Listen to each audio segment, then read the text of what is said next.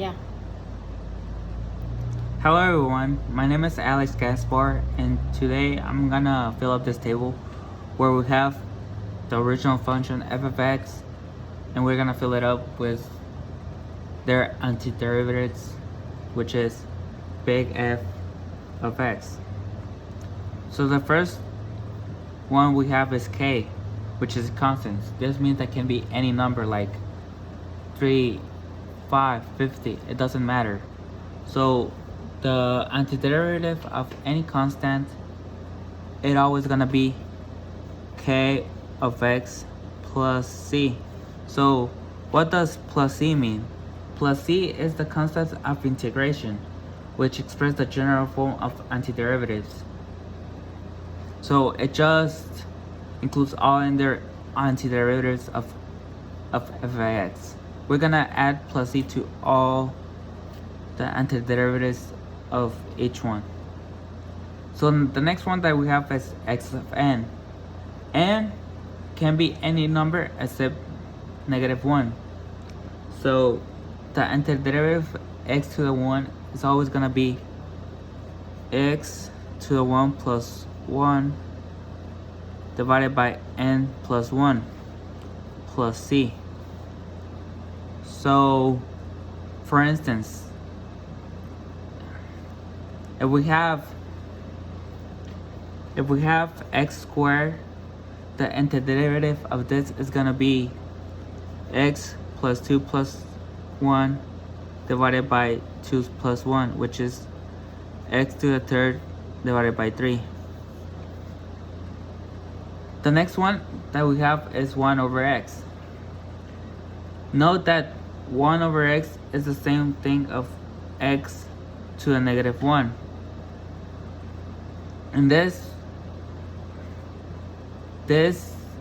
antiderivative of x to the -1 is always gonna be the natural log of the absolute value of x plus c. The next one that we have is sine of x. And the antiderivative of sine x is negative cosine of x plus c.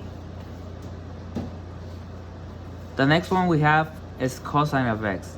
Its antiderivative is gonna be sine of x plus c. Now we have secant of x times tangent of x. The antiderivative of this is gonna be secant of x plus c. The antiderivative of cosecant of x and cotangent of x times cotangent of x is gonna be negative cosecant of x.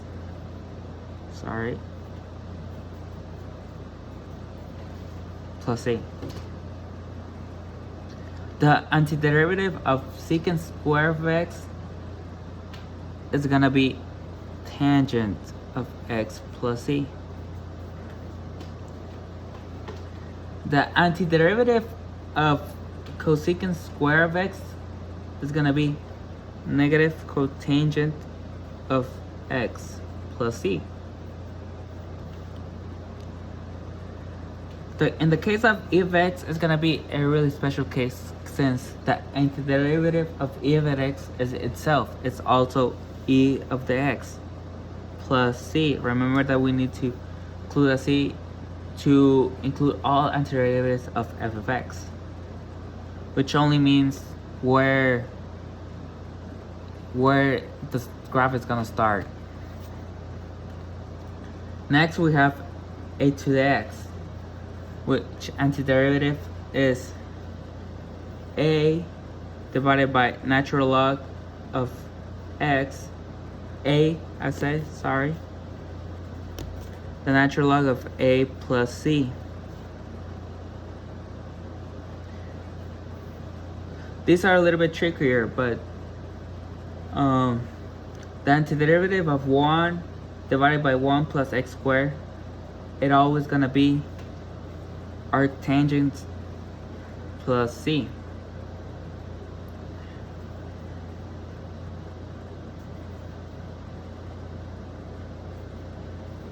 which is only the inverse of tangent. And finally, the last one that we have is 1 divided by square root of 1 minus x squared, which is gonna be the inverse of sine, which is arcsine of x plus c.